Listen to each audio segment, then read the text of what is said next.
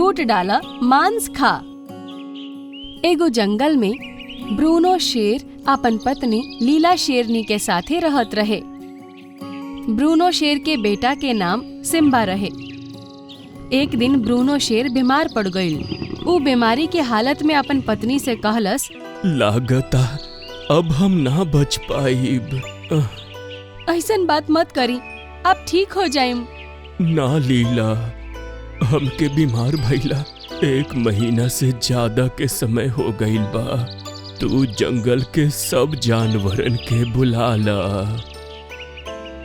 अपन पति के कहला पे लीला ठीक वैसे ही कैलस। ब्रूनो शेर जंगल के सब प्राणियन से कहलस, हमार जंगल के प्यारे मित्रों, हमके लागता कि अब हम ज्यादा दिन तक जीवित ना रहब। यही से हम अपना जीते जी अपन पत्नी लीला के ई जंगल के रानी बना के जा रहल बानी।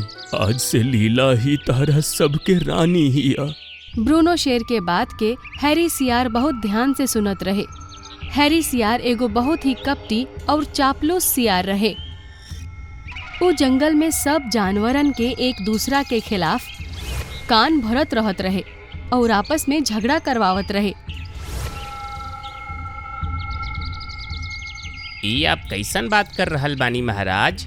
आपके एगो बेटा भी तहा, आप ओकरे राजा घोषित कर दी ही। जंगल के कोई भी प्राणी आपके पत्नी के बात ना मानी, काहे कि वो शेरनी हिया, कौनो शेर नहीं। अपन बकवास बंद करा हैरी सियार, सिम्बा अभी बहुत छोट हा। हैरी सियार बड़बड़ात बड़बड़ात गुस्सा होके वहाँ से चल गईल और कुछ दूर जाके अपना आप से कहलस, ई बूढ़ा शेर अपना आप के समझेला का। कुछ दिन के बाद ब्रूनो शेर मर गईल और लीला शेरनी जंगल के रानी बन गईल। कुछ समय बाद बाकी जंगलन में भयानक अकाल पड़ गईल। जंगल के सब जानवर अपन अपन जंगल के छोड़ के दूसर जंगलन में भागे लगलन स। उहे जंगलन में एगो सुंदर रंग बिरंगा गाय के झुंड अपन जंगल छोड़ के दूसर जंगल में जात रहे के तभी ओकनी के झुंड में से राधा गाय आपन बछड़ा गगन के साथे भटकत भटकत लीला शेरनी के जंगल में पहुँच गईल। हमके लागता माँ कि हमनी के भटक गईली जा। तू सही कहतारा गगन, रास्ता में तहरा नींद आ गईल रहे और हम तहरा के उठावल ठीक ना समझनी।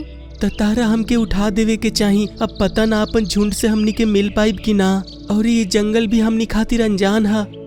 चिंता मत करो, हमरा ये जंगल के राजा से बात करे के पड़ी।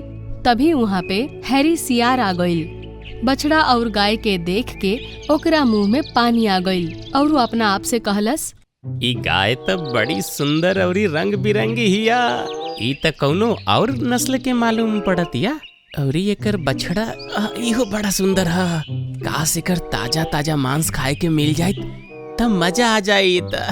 हैरी सियार बुरा नियत से ओकनी के लगे आवे ही वाला रहे कि तभी वहाँ पे लीला के सलाहकार हाथी दादा पहुँच गईलन।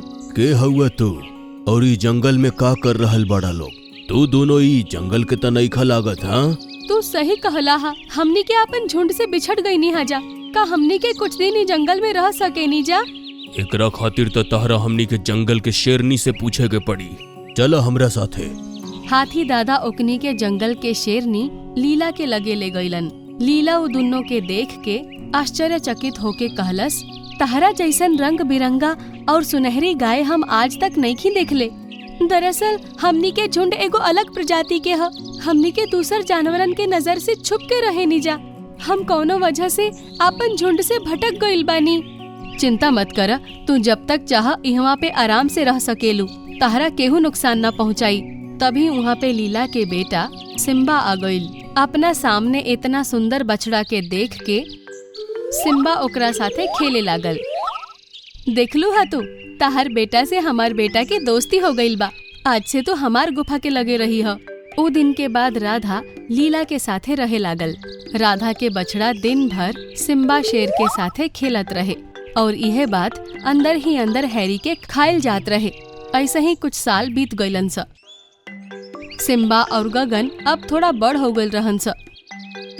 एगो दिन हैरी उ दोनों के खेलत देख के गुस्सा में अपना आप से कहलस, लागता हमके अपन पुरानी नीति अपनावही के पड़ी। फूट डाला और ई मांस खा। ई नीति के अपना के ना जाने कितना जानवर के आपस में लड़वा के उनकर मांस खाइले बानी हम। इतना कह के हैरी सियार क्रोधित होके वहाँ से चल गईल। एगो रात के बात बा, लीला शेरनी गुफा के अंदर लेटल रहे। तभी वहाँ राधा आ गईल। महारानी, आप अभी तक जाग रहल बानी? हाँ राधा, जब से हमार पति के स्वर्गवास भइल बा तब से हमरा नींद ना आवेला। उ सब छोड़ा, आधी रात के तू हमार गुफा में का करत तारू? हमरा अपन झुंड के आसपास होखे के संकेत मिलल बा, ओकनी के ही ढूंढे जाता नी। आपसे बस इहे कहे आयल रही कि हमार गैर मौजूदगी में हमार गगन के ख्याल रखम। तो निश्चिंत होके जा, हमरा होखत तहार बेटा के कोई आंख उठा के भी ना देख सकेला। आप भी निश्चिंत होके सूत जाई। तहरा बतैले त रही हमरा नींद ना आवेला। लीला इतना कहले ही रहे कि तभी राधा लीला के नजदीक आके ओकरा कान में कुछ कह के वहाँ से चल गईल। ओकरा जात ही लीला शेरनी के नींद आवे लागल। अगला दिन हैरी सियार अपन योजना के मुताबिक सीधे गुफा के अंदर पहुँच गईल, मगर वो देखलस कि लीला शेरनी वहाँ पर बेसुध पड़ल बिया। ओकरा शरीर में कौनो हलचल ना रहे। अरे वाह, लागत है तो मर गईल। अब तो हमार काम और ज्यादा आसान हो गईल।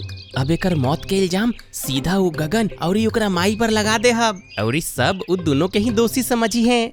इतना कह के हैरी सियार दौड़ के सिम्बा शेर के लगे पहुँचल। तो के देख के हमके तार पापा के याद आवेला। सिम्बा, तू बिल्कुल अपन पापा के जैसन ही दिखेला। हमर माई भी हमसे यही कहेला। लेकिन तू अपन पापा के जैसन चालाक नहीं खा, बल्कि मूर्ख हुआ। तहार माई मर गईल बिया सिम्बा, औरी ओकरा के दोसर के हु ना, बल्कि तहार दोस्त के माई राधा औरी तहार दोस्त गगन मरले बाड़े।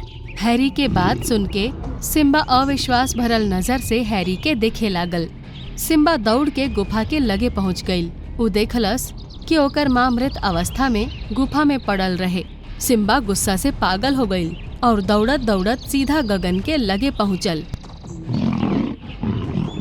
सारा जंगल में लीला के मौत के खबर आग के तरह फैल गईल। सिम्बा गगन के तरफ देख के कहलस, तू और तहार माई हमार माई के मरले बाड़ा लोग, तोहके एकर सजा जरूर मिली। हम तोहसे लड़ब और तोहके मार देहब। ई बिल्कुल झूठ है, हमार माई तहार माई के नइखे मरले। तभी हैरी गगन के तरफ देख के चापलूसी से कहलस, अगर तहार माई महारानी के नइखे मरले तो फिर ऊ कहाँ हिया? हम पूरा जंगल छान मरली हाँ, लेकिन ऊ तो हमके कहीं दिखाई ना देलस। हैरी के बात के जंगल के सब जानवर समर्थन करे लगलन स। हाथी दादा क्रोधित होके गगन के तरफ देख के कहलन, हैरी सही बोल रहल बा। तहार माई जंगल में नहीं खे और ओकर जंगल में ना रहली बात के सबूत बा कि उहे महारानी के मरले बिया। लड़े खातिर तैयार हो जा गगन। कुछ देर बाद गगन और सिम्बा में भयानक लड़ाई होखे लागल। हैरी गगन के मरे के इंतजार करत रहे, लेकिन गगन सिम्बा के लड़ाई में बराबर के टक्कर देत रहे। तभी वहाँ पर लीला के आवाज टकराइल, रुक जा, ये सब का होखता? सिम्बा, तू गगन से काहे झगड़ा करत रहा? लीला के वहाँ देख के सब लोग बुरा तरह से चौंक गईलसन। महारानी, आप तो मर गए रहनी हनु। हम मरल ना रही, बल्कि सूतल रही, और सूतल सूतल हम सुननी कि तू कितना धूर्त और मक्कार हवा। तभी वहाँ पर रंग बिरंगा किरण के साथ राधा आ गईल। अचानक राधा गाय के चमत्कारिक रूप से वहाँ पे आवत देख जंगल के सब जानवर चौंक गईलसन। ई सब का होखता? हाथी दादा एक ही सांस में सब बात राधा के बता देलन। हाथी दादा के बात सुन के राधा मुस्कुरा के वहाँ मौजूद सब जानवरन से कहलस, दरअसल हम और हमार कबीला एगो खास प्रजाति के हई जा। हमनी के जादुई गाय हई जा, और ये बात के महारानी लीला जाने ली। हाँ, अपन पति के देहांत के बाद हमरा नींद न आवे के समस्या हो गई। जब राधा यहाँ अपन झुंड के तलाश में आयल, तब वो हमार कान में कुछ सूते के मंत्र बतवले रहे, और हम वो मंत्रन के गलती से ज्यादा पढ़ ले रही, और हमार आँख दूसरा दिन ना खुलल, और ये धूर्त मक्कार हैरी के लागल कि हम मर गईनी। लीला के बात सुन के सब जानवर क्रोधित होके हैरी सियार के देखे लगलन सा। महारानी, हमरा हमार झुंड मिल गईल बा, लेकिन हमरा यहाँ से जाए से पहले इस सियार के सजा दी ही। राधा के बात सुन के लीला धूर्त सियार के तुरंत मार देलस, और राधा गगन के साथे वो जंगल से चल गईल।